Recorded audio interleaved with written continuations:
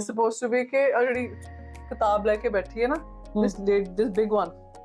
The big one is कि अच्छा, she's you actually have to be like एक case ज़माने दे person नाल तुसी deal कर रहे हो. Because some people are not in 2026. No. Some people are Most in people. 1200s, or some people are in 1400s, some people are in 1920s. So you have to be like, who am I dealing with? And that Pilkan tree was so red, and she was also happened to be wearing a red sari. So it reminded me a lot of Nani ji. मैं क्या इतना ही जानते हो रहे हैं ना? Because she used to cycle to the court in a sari. So like, I'm in the process of making this scale, and this is my first one of this scale. And earlier, sometimes I put elements, and then I decide to change them. Also, like for example, I put 2 elephants here, but I'm actually going to put a bulldozer to replace this guy, because I wanted to show paradise or like nature, but I also want to show how we are not valuing the main thing in this world, which is forests and other creatures that we are supposed to be on an equal platform with and not be ruling over. So yeah, it's going to come in here, and other things will also happen. This was a drive that I took to Zero Festival, where I had to go, and overnight the guy was drunk, and people are like, in this 2012, again, not really functional Google. So how far is Zero? How far is Zero from Guwahati? But within that, there is so much like color that you can still see even if it's night. So I wanted to see how does that work. And then the next day I went for a walk. So then coming up to the mountains for a few days definitely was a great idea. Hello, guys. Welcome to the podcast, Theatre of Joy. And as usual, I just can't help it. It just happens. I'm so excited again today. Because today we have this wonderful, beautiful being. Her name is Samia Singh. She is an artist, but she works in many forms. Like she's a painter, she's a singer, a musician, she composes, sings, and writes her songs. And she's a designer. And on all 3 platforms, she's amazing. She just flows from one to the other.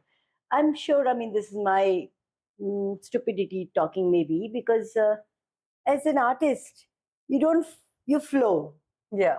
It doesn't matter what format what form you're working in. Yeah, like you might get stuck, but eventually the only way is to flow through it. Yeah. Thank you, Samia, for coming on to the Thank you for having me. podcast. Thank you. Amazing. And I've been sort of sitting with her works and her philosophy for a few days now.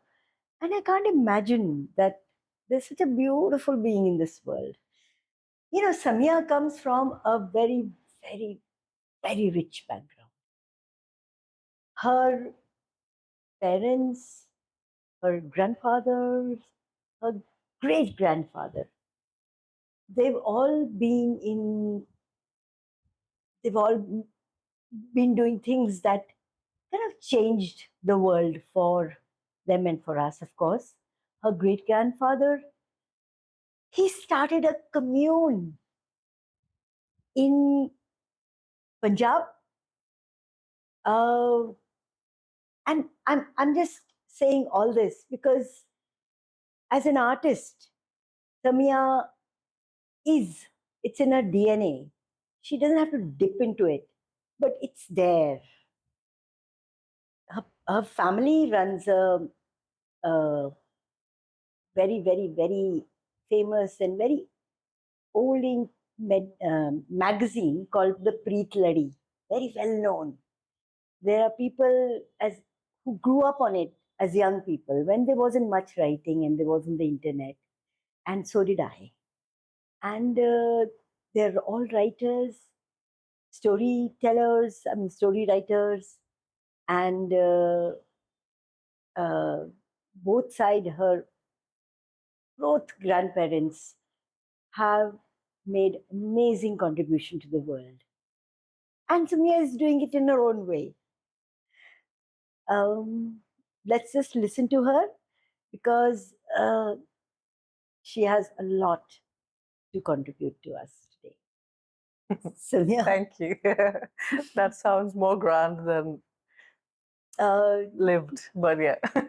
No, I mean, what I think your great grandfather gave you and us and the other members of your family is the idea or a way to live deliberately. Yeah. Which a lot of people don't have. We grew up with conditioning, strong conditioning. ये हमारी family है, ये हमारा देश है, ये हमारा धर्म है. But I think Gurbaksh Singh ji gave all of us who have somehow connected with him the knowing that one can live deliberately. And this was in the 40s, right? 30s, yeah. 30s, my goodness. And somehow Samia has this rich background, let's say, rich soil that she's come from. And you know what? I'm not saying it shows. It's where her art comes from. She's lived in a village for a lot of her first childhood. 10 years, yeah. Yeah, first 10 years of her childhood. Traveled all over. And she makes music. She writes, composes, like I said. So, Samia, let's get to her. Yeah. So, when I say that you learn to live deliberately, what does it bring up for you? I think, like you very rightly said, that if you are formed in the first years of your childhood, we had a very, very special place that we grew up in, Preetnagar, and we were cousins, parents, uncles, aunts, my daddy holding the fort together, and then just like the houses by my great grandfather Gurbaksh Singh were designed without any walls, without even any gates. So there was only a hedge around the house and a brick path that would come in and go out.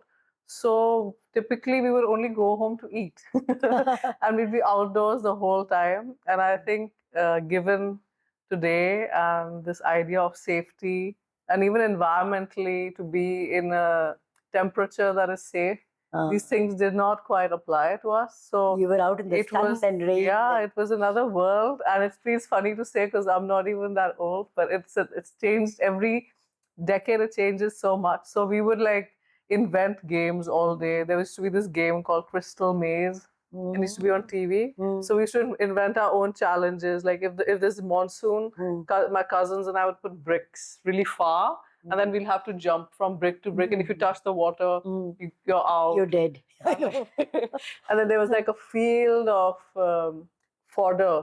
And I challenged everyone, and we all got beaten also for it. Because I said we will kneel through the field and make a huge maze. In the middle of the field, we will hide chocolates. And then someone had to go look. So we destroyed quite a lot of fodder and we got chupates for it. But these were the sort of games and like so much nature. I remember some of my pastime to think about life used to be just like finding some dead butterflies, because at some point they in a field you'll find better, and I used to hold these like burials for them alone. And so we all had very community sort of upbringing, yet we all had so much space to also be alone, because there's just like the idea of space in a village is very different from the city. Like nature is kind of benevolent. Yeah, and then the scale at which, because your house is this much and then this field. So when a storm hits, you see all the, dust flying, you see all the windows rattling. The scale is very different from being in a urban environment. So yeah, I think that had a big impact on me. And same with emotions and openness. I think we came from a culture and my dadi, my nani, my nana. I didn't meet my dada, but we also have Vaishnav uncle who was the IAS officer who helped Preetlari a lot, and we lived with him. And through all these conversations, there was such a level of truth that you can tell anyone anything you feel, and you will not be like judged, or it's not an authority up and down system. Everyone's an equal.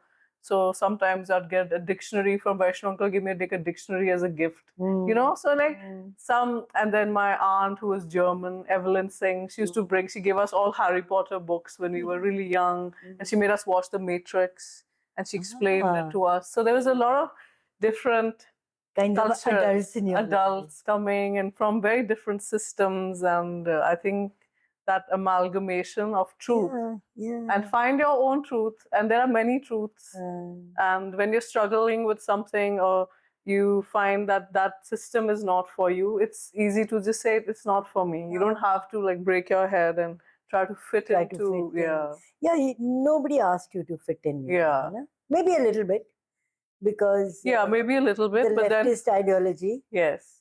Yeah, I think with the left also there was a lot of reflection from my family. Like, is the left always going to be the right answer? How left to go? How much development is also important, but how much anti-establishment is also important, and everyone find the balance for themselves. So I think we all have our own, understandings of industry and creativity, and like ecology, environment, and then literature. So you had some nerdiness to sort of help you along. Lots of it. That's wonderful. Yeah. Yeah, and in whatever I could find that you've written or you've talked in interviews and things, you really talk a lot about being reveling in nature. Yes. Right? Yeah. So I think maybe when you had to move from the village to the city, maybe it was a little bit of a cultural shock. Yeah, it was a different system, like from an open thing. But we used to come see my Nanaji and Naniji and in Charlie sector. And I remember the Chandigarh allure also. Like, what is this? Like, what is this city? Or what is this garden? And what is this lake and the rose garden? But then from here, the tree lanes, we all went swimming, even we were kids, and our cycling.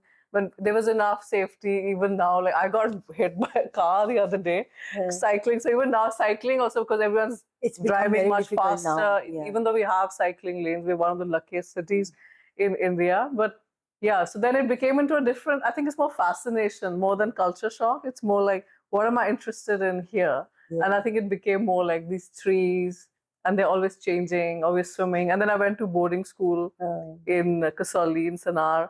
And over there, again, it's like a different landscape, and the sound of pine trees at night, and then the rain falling on the tin roof. So I think I've always sort of been interested in like looking for peace. You have wonder, a sense of wonder, and curiosity, which shows up in your, your paintings. I think so. I think I have like an internal sort of slight anxiousness, and I always look for what is there to soothe me.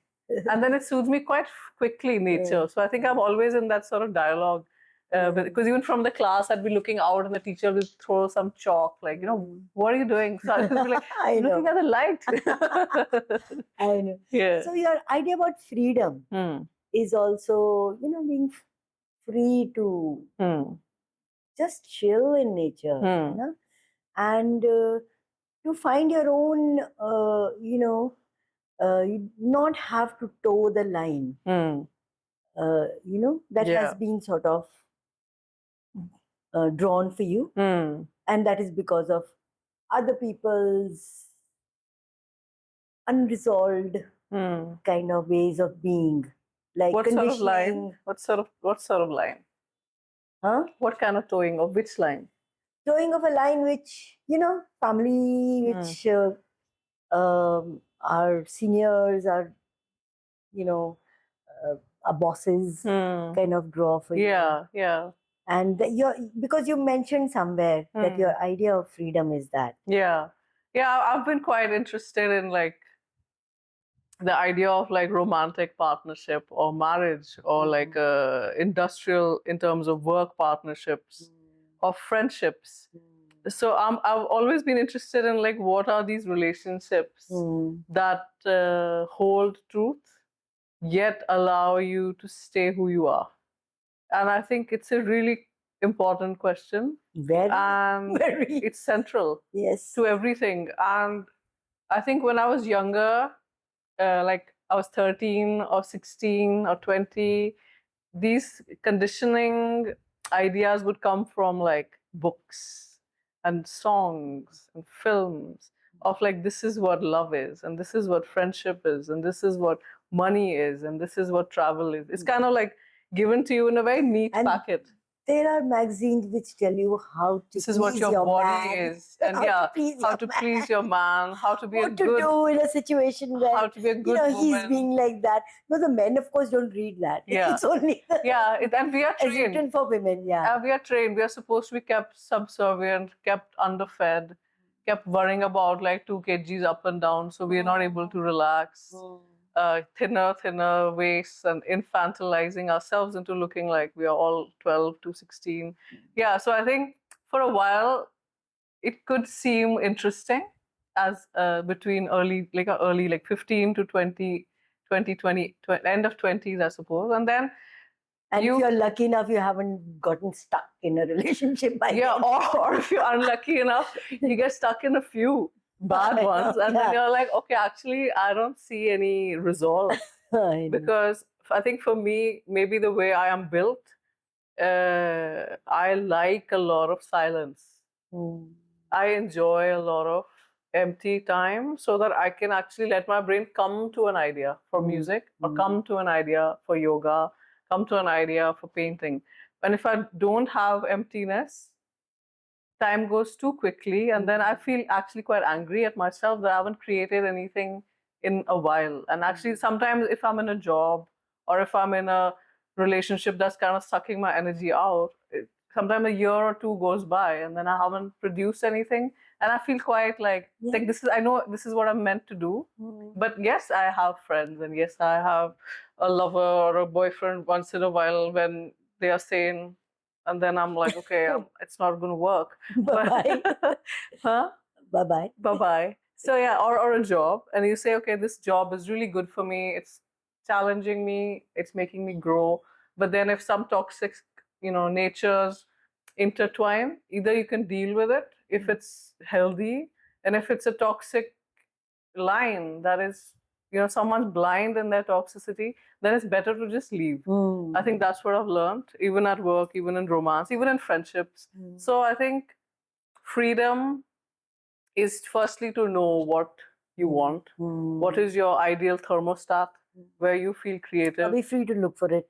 Yeah, or you have enough sanity and peace to look, and time and energy to look. And but at the same time, it's not something that you can shun a workable life. Like we all need to.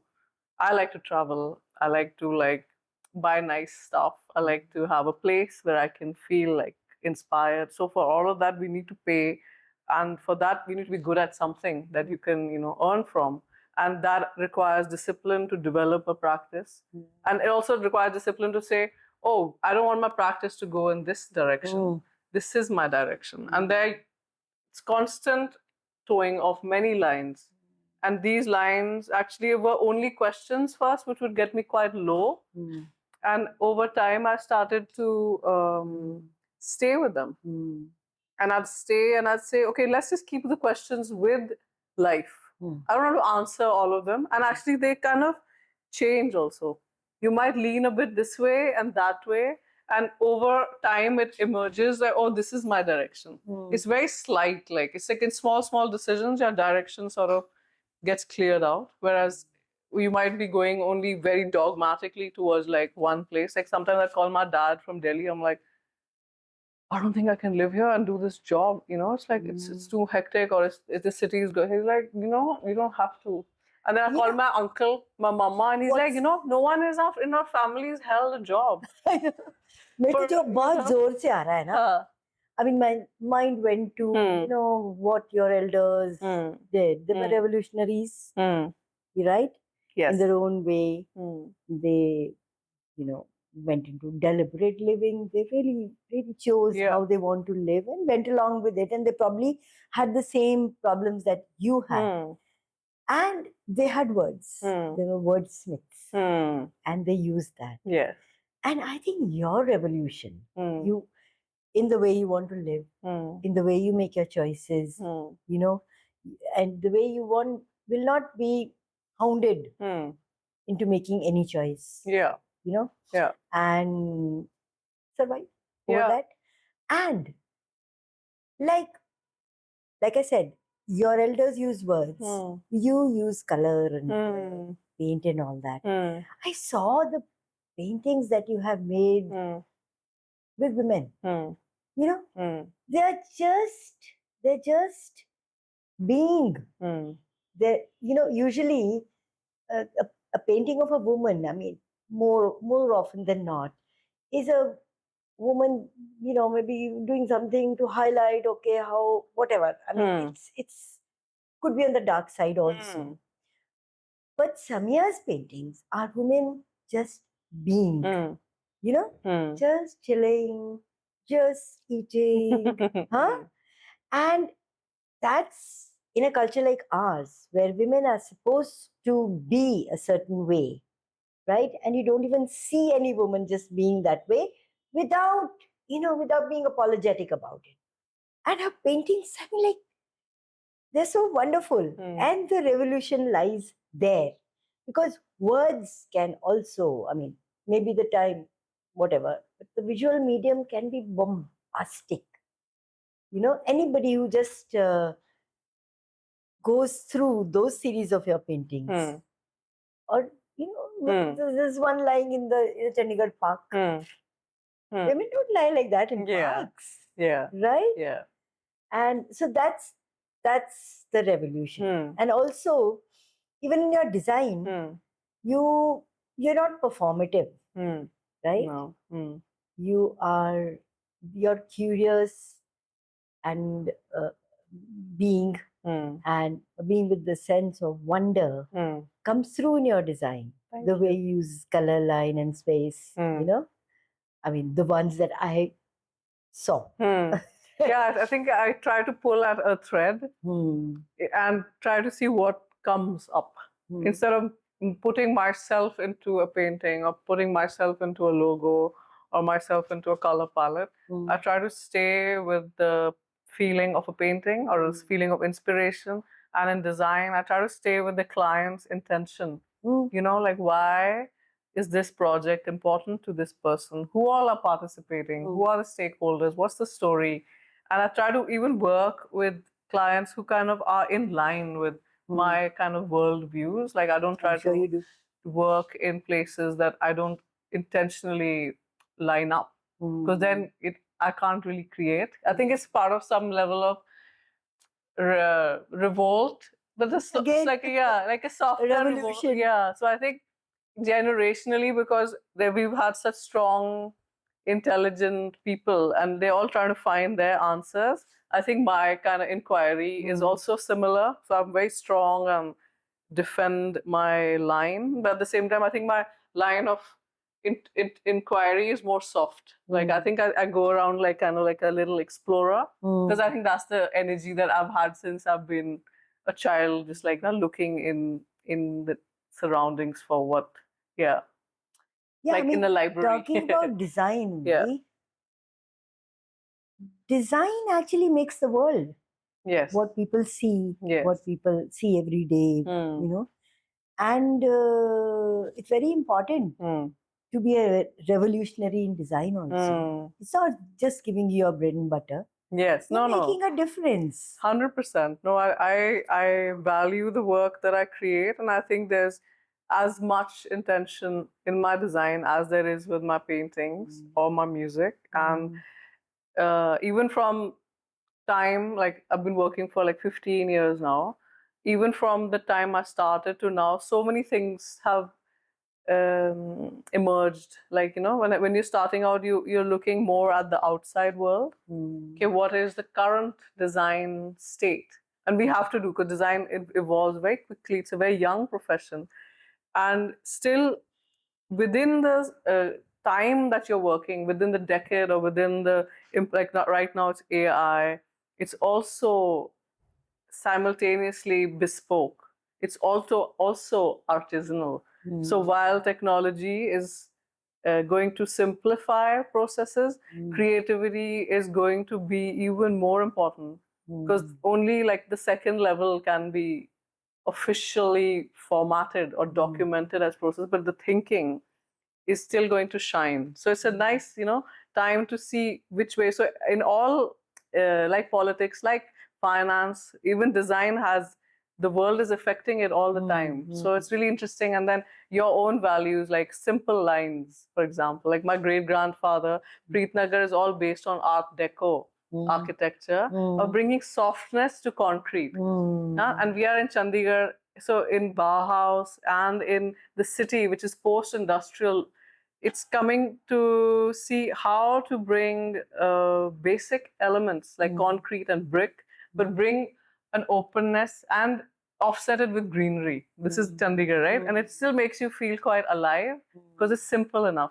So similarly, like if I'm designing a space, if I'm designing a website or a logo, all these things come in, but in a very subtle manner. So I think as we start, we are more loud, or we want to gather as much from the outside. But as we progress, like things get more subtle, and I think it's even with boundaries, even with wayfinding. So it gets more intricate, but not as complicated. Intricate yet simple. I think whatever the the Zindabad Mutabad kind of work has been done in your family. Now you have more subtle ways they were not always Zindabad Murdabad. They also I use the wrong word. It's not about. It's just about questioning and always trying to see, being kind of aware and alert. And I think they've all been that, like, from like my nani highlighting. I was telling you, newspaper with Bio Koinange for like the Kenyan revolution to get freedom, because she grew up and was born in Nairobi. And Vaishnav uncle also looking at like the political and financial sort of state of Punjab, and giving, important state directions. And Dadaji, who I never met, but all his short stories that we read, there's so much depth, and it's all so intricate. And they're talking about human stories from partition, and it's also talking about these men talking in a Lahore, living room about the young maid. So there's a lot of like reading of society, and I think even my parents, their own conversations in the house, the conversations, character, personality, values. I think it comes to that sort of a baseline, and I think that's what we have in common. Without sometimes one has to be aggressive also to defend when you're being attacked in a manipulative, but sometimes you just have to look for things very softly. So we need to have both, like the Shiva or the Kali aspect and the soft. Even Navtejji and Gurbaksh Singh ji, and they had created that space in which they could pour out in the literature, and and even Nanaji's like trade union, strong boundaries for industry, but yet he's a poet. Writing beautiful poems, and I've made some of them into songs as well. And he used to also paint and play the flute. And Naniji told me, like, never stop your music, no matter what you're doing professionally. Never stop. So I think all these things still keep feeding me. And even my dadi used to hum these songs. She used to sing that she heard a Tangawala sing when she was in Sialkot. So it's all part of our kind of and to draw and live in, swim in. That is a special thing you have. Yes. Is just soaking in the whatever is around, which is probably you learned growing up, and also being in a sense of wonder and taking it in. Yeah. Because many of us would maybe just say, okay, aisa hota hai. You're more concerned with not really looking at everything that is happening. Or maybe children are, but and young people are, but they soon learn that that is not important. You know, what they have to get from the outside, what is important for their rosy roti, or stuff is important. But you sustain it. So do I. Yeah. Yeah, I think I read somewhere like how when you're a child up to the age of 7 or 10, you haven't built your ego yet. So every other person's energy is around you and you automatically become it. If someone's very fidgety, you'll have a child who would do that. I think dogs are similar, so not that children are like dogs, but energy is open. So I think as an artist or a creative person, and I have many artists and creative friends, my sisters and artists, my mothers, we all have a little more open nervous system. Yeah, of course. Because we pick up information on a very vast scale. And that is a very interesting thing to encounter, because when you're younger, you're like, have I lost the plot? Like, why does everything hit me from 30 directions? And like, everyone else seems to be quite keeping it together. Like, what's going on? Like, am I like moody or am I like unstable? Like, these questions are there when you're younger and sometimes even now. But then you realize that, okay, actually, we still have the autonomy to be like, it's there, but it's kind of 360 around you, but inside you, there's still enough space to let it process. You don't have to pick it up immediately. I like to say that some people with energies like Samia have 100 tabs open at once. Yeah, maybe everything is downloading. Yeah, and you can't put it in any kind of a linear, Yeah, it comes and lives around you, and then it asks to be done something with, and then you answer that. So I think creativity is more like sitting with a lot of things that affect you or make you feel moved negatively or positively, and then you kind of observe them and say, okay, is there an action that I'd like to take towards this? Is it a thing I should mix with the other thing that was bothering me? So there's a lot of that cooking with ingredients. And in a then way. you paint. And then I paint, yes. And that must be taking in such a situation, must be taking a lot from you. It's like, I mean, I'm not a painter, so I don't know. I'd really love to know. Okay. Mostly what happens to me, and I've experienced this with other fellow painters, and they describe it in a way which is quite close as well. Like, someone said that, painters, like, they don't have to talk after that feeling. They just need to go and put it out. And that's really important to not lose that first initial thing. So for that, I have a sketchbook. Normally, if you can't draw it, at least you write a paragraph. If you don't have a pen and paper, send yourself a text. Put it on a notes, like put a little paragraph of what is the thing. So I have a little list on my notes. I put down 1, 2, 3 in different categories. So that's the first sort of level. And then I studied printmaking in Florence until that time, and I'd studied design in Srishti in Bangalore. From those two places, it was quite interesting because the idea of a logbook or a notebook or a journal that always is with you and you're putting things into it. Now, we may come back to it 20 years later. We might see a thread form across time, or at least we have a true encounter of that time later. So that's one. And then when we paint, it's like, earlier I would really spend a lot of time like perfecting, like what kind of nose, what kind of hand gesture. And I'd spent so much time on the sketch. But when I went to Italy, they were like, don't overdo your sketch, because your main master will never match up to the sketch, because you've already emptied so much of that pure energy in sort of iterating it.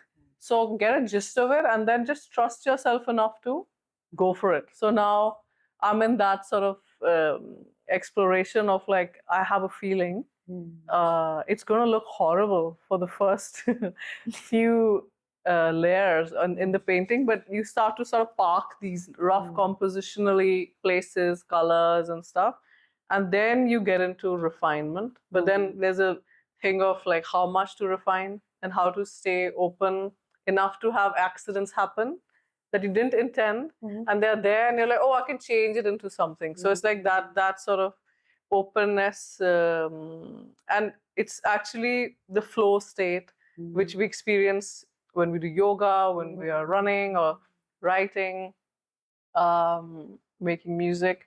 So the trust that it will work out, and the trust that it is now done, and now we shouldn't overdo it. I think so. These two lines are the hardest to draw because there's no real right answer, and it's more sort of intuitive. And for me, I feel really like anything that is bothering me or anything that's making me deeply excited, they both come and get resolved through creating, you know. So they It's a lead, healing. yeah, it's very healing, and they kind of clear the charge. You know, whatever charge you're carrying, it could be anger, it could be happiness, it could be like exhaustion. It kind of purifies every charge in a way. I think that's the best I can describe. And then yeah. And has there been a time when you sort of have half finished a painting and you didn't want to go back to it for a bit? Yeah, like there are tons. Never went back to it. There are tons here, like this one I can tell you about, the other ones, and then sometimes I have to look at them for like a year or 2 years, and they just lie there. And then maybe someday in 30 minutes I'll finish it, because like that's the thing, that you had the first idea, but sometimes the second part is the contrast that you didn't have, or you had it so sorted in your head, but when you put it, it looks a bit cliched. So then you have to leave it and be like, okay, like what's the, and then you have another experience, and then that answers it. So they are kind of like questions. So you have to be in the flow. You can't go with the normal thing, ki yaar, khatam nahi kari, and make yourself wrong about it. And it's about, you know, finishing paintings. And no, I mean, a lot of people, I think they do produce for that sort of a market value or a demand and supply thing. But I don't believe art is for that. Like, I think even design is not even for that. You know, like, okay, you've established the design identity, you made a beautiful system. Yes, then you have to have derivatives like iska sticker chahiye or iska for a banner for a website. But still, they still need that kind of particular attention. Is it working right for that format? Once the art is done. Yeah. So even like this kind of churning out, yes, it's a phase. For example, if I have a show and I have to frame everything, I have to write all the descriptions, I have to make a PDF, that is the time for that churning out, which is kind of like putting it together. But I think to create, I wouldn't use that approach. We need it. It's more production stage, you know, like to set up a presentation of it. So you have to be in tandem with being a businesswoman, Nana. Yeah. But there are two different times. Like when you're doing art, there is no thought of business. And when you're doing business, yeah, it's like, it's more than like a businesswoman as a tag. It's more like, if I'm going to buy something, I would like a nice frame. If I'm going to buy something, what should the experience be? But you know, that's a blessed state to be in.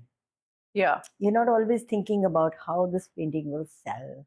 No, because I think that's why I kind of keep it quite separate with design, because design is client oriented, and it's a service. It's an achievement. Yeah. Thank you. Yeah, because that's why I was really confused on what to study, you know, and I was like in school, I was like, what will I do? And then I used to draw these trees in Kodaikanal in Cholai school to calm down primarily, just like anxiety or whatever. And then some lovely couple gave me this book on French teachings on light, how to draw light. But it's all in French. I didn't speak, there was not even any Google. So I just kind of understood basics and I tried to understand light. And I was like, okay, I can draw. I think I can draw. What can I study? Well, fine art. And then my Masi took me to Maya and Charlie. And then they were like, oh, we know someone who's studying design. And I was like, what is design? So we ended up going to give an exam in So Srishti. I mean, kids who are born in these times find the stuff through the internet. But you had people all in your Yeah. talent. So many wonderful Yeah, people. great people. And Yeah. it's like, I think my whole life, luckily, it's been through people only. Like you land up in spaces or in jobs or in friendships Yeah. or in groups. I'm a kind of following the intuitive nature of like who is saying something. Let's go Yeah. find out. So yeah, Yeah. pre ChatGPT and Google and like this is the Yeah, manner yeah, yeah. of Okay, life. quickly then tell us about your singing and your music. Yeah, so I've trained in Hindustani classical and Carnatic on and off, not like formally. Only because I think our parents, when we were kids, they were like put them in these classes because it's too much holiday time, you know. Yeah. But I have enjoyed my nani playing the harmonium, the sitar, the piano, my nana writing poetry, all my nani and her siblings putting his poetry into the rags, singing them together, having these mehfils, all of us singing together I have as to, I have kids. to add, Yeah. her nani and nana were my foster parents. Lovely people, Madan and Sheila Didi. Yeah. And we used to all sing together with Sheila ji, and we used to sing Madan ji's poems. So I think that richness Yeah. and just this entire thing also of like when you sing, it really makes you feel at home in your heart, in your body, and even The Vaishnav, harmony, yeah, harmony. ballads. It's like it's divine, isn't it? And then even Vaishnav uncle, he bought me like a tanpura. He's like, you must continue. So when some people tell you that you must do something, you cannot keep it at the back of your head. And then there's so much like I used to have this really sweet boyfriend in school. He made me mixtapes because that's the 90s, you know, special mixtape. Yeah. Right here. And even my seniors in school used to be like, you listen to these songs and you write the lyrics for us. That was like my ragging.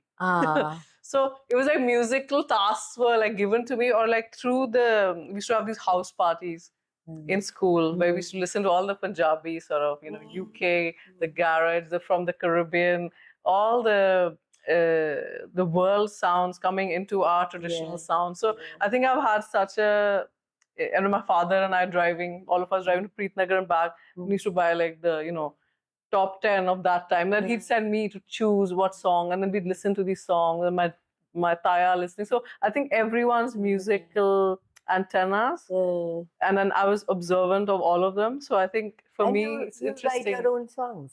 Yeah, I write my own songs. I write my own tunes, and my, you know, friends from so many different parts of life. And then I used to host this sort of a Sunday jam every time in Delhi for like almost 2 years. Oh, wow. Where all my friends, we all have designer, photographer, someone's a coder, someone's a filmmaker, but they all play something. So then we'll keep coming and meeting. That was a good time to grow up in, right? Yeah. Right now, people are kind of. I mean, I wouldn't discard today because I mean, what's the point of living then, right? But I think there are more dangers in terms of like you can actually scroll away weeks and years on this like endless scroll. Whereas if there was no that stupid Nokia, so nice, I think I might switch back to it. You can't do much, right? So you will be like, okay, maybe I'll go buy coconuts and make like I don't know, like a gelatine something, or maybe I'll go see my friend and be like, can you go for a coffee, or maybe I'll host a dinner, you know, like because you want to meet people. But I think here we kind of getting into our own holes and we stay there, and then we all have our insecurities, and social media will highlight them like I'm not this enough, I'm not that enough, that person is more. So I think it's a time to be much more alert of that sort of space. Yeah. And where, I mean, do you have dreams of creating a masterpiece that is, you know, kind of mix it in this world or something like that? I think the world is quite vast and tastes are quite varied, but I think I make the masterpieces for myself, and they are not life defining, but they are like era defining. So like even for me, like designing this bookshelf, it's a thing, you know, like I'll think about like how much negative space, what's the weight, what is this bench that I'm going to design. So painting, design, music, I think it's all like you're trying to just communicate that one feeling and you want to be as true to it. So it has a form and then it stays there. And then you move slowly to the whatever next thing might be. And I think they should all stand through time for the thing that they are trying to evoke. And I think for me that is a successful practice more than like cracking the. And I sometimes do, and sometimes I can then go and enjoy a long time studying something in Italy, or because I earned well somewhere. Then I go and put it into the next inspiration or the next, you know, collaboration. Creative projects. So I think it sort of works in that way. Yeah. What you said about creating, say, this bookshelf, is what if I mean what I think people do. Yeah. You know, if they have don't chain themselves in wrongness and all judgment and all those kind of things, that's what somebody would do. Think about, okay, what how much, where, they were free to do so. Yeah, I think so. And a lot of people do it also. Yeah, I think so. I think people who enjoy their craft or crafts for multi-talented or multi-faceted, enjoy themselves, find a way of expression, then I think it's pretty good. Because I think we are meant to create as humans. And we have to work with our hands. We have to work with like some level of challenge, and you reach. It shouldn't be so high that you can't ever achieve it, but one step. I think that's the flow. Also, the unlocking of the flow.